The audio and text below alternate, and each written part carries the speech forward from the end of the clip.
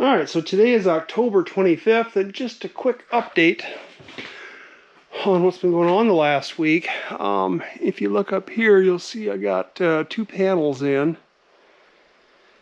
Those are more or less 4x8 panels, and I'm getting a 3rd panel ready to go in here now, or starting the prep work on it. One thing I have done differently here, I'm using all of these fender washers on screws to pull it into place until the glue sets. And then once the glue is set, I go ahead and pull all these screws out. And then I've been touching these with a little countersink tool on a drill. It's working better than what I did back here with that round burr after I had the screws in.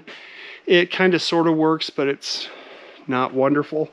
This is giving me a smoother surface on the edge, and also gives me a little bit deeper countersink, so it gives a little more space for the thickened epoxy to go into. And this is still being a little problematic. I've been having John come out, or my brother came out one day. I've been having to put the sheets up here twice. The first time, after I've been patterning the top in this edge here, and then along the top, so I get that angle correct. And then I put the panel back up, and then I mark the bottom here, and then I take it down, cut the bottom, and glue it back up there after it's, of course, the epoxy and the fiberglass cloth are on there. But that's up there twice, and it's not a lot of fun to put those up there and try to hold them in place. And yeah, so anyway, this next sheet that I'm working on here, I'm gonna make a full pattern of it. And what I've done here, and the thing is, it's wider at this end here now. It's over 4 feet. So what I'm gonna do is I'm gonna cut out several feet here, whatever it is, cut that out, and then put a piece in here, and then there'll be a little L shape on the bottom of this one. And you can see that over here because I've got the pattern ready to go. You can see here our piece isn't big enough, so we're going to have to cut a piece to go in, and it's going to have to go actually all the way to about here. So we'll cut a piece out of this one, and then put a bigger piece in there, cut a bigger piece to fit that hole that I made there then.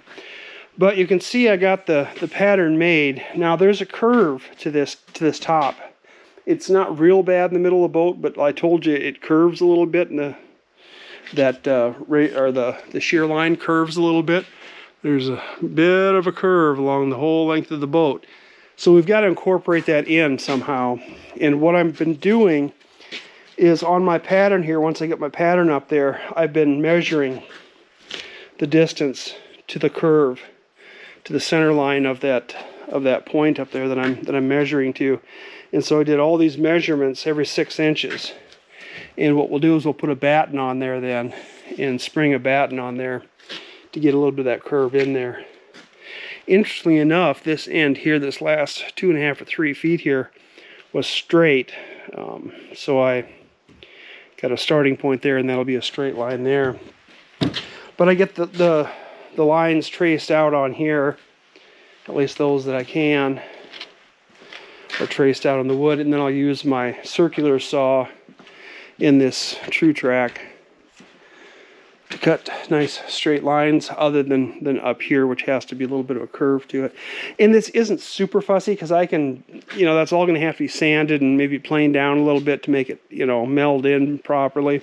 So if it's an 1/8 inch or even a 1/4 inch off up there at the top, it's probably not the end of the world, because that's going to get filled with thickened epoxy, and then it'll get sanded and planed, however it needs to be, and then it's going to be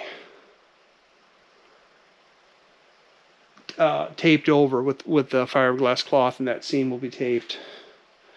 Not sure what tape I'll use on that yet. If I'll use some heavier stuff, or that's up above the waterline and all that. I don't think it's that critical. I've got some 6-ounce tape in a couple different widths here. We'll probably just use some of that. But all of these seams are going to have to be cleaned up and sanded a little bit, and then screw holes filled, and then taped, and then another coat of epoxy will go over all this at some point. So yeah, at best I can get 2 panels on a week, I think, just because I have to wait for the epoxy to cure between applications. And if you don't do that, if you don't wait for the epoxy to cure well enough, this is what happens. Can you see that? All those little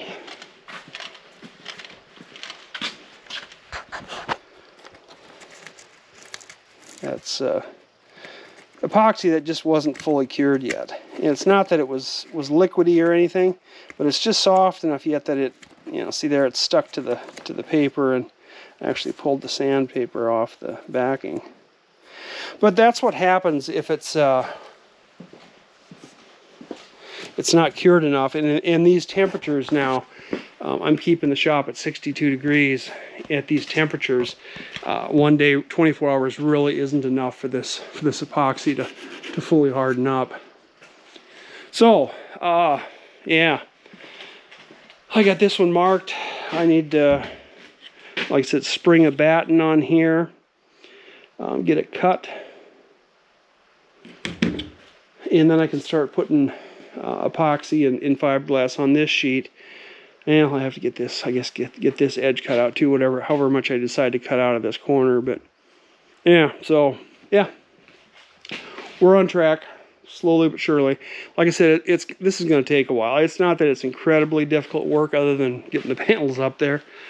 And I've debated I could maybe make a little pulley system and a hook to hook over the top of the raised shear there, and then screw my little handle or whatever onto the plywood, and then pull it up there. But you'd need some way to secure the end of that line once you get in real accurately, real precisely get it in place. And that just seems to me like that's going to be kind of hard to do, especially just one person. So if I put my little legs out here to hold the panel kind of in place, that makes it a lot easier. And then just get somebody out here when I go to do the final hanging, then just get somebody out here to help hold it in place and push it in place, because you really need to push it tight against this last panel that was installed, and then keep it held at the right elevation. And what we did last time was we put some shims under it. We put those little blocks under here to hold the panel up, but they can't be fully flush. They have to be down just a little bit. So we just grabbed some shims, and we were using shims to position get the panel positioned height-wise.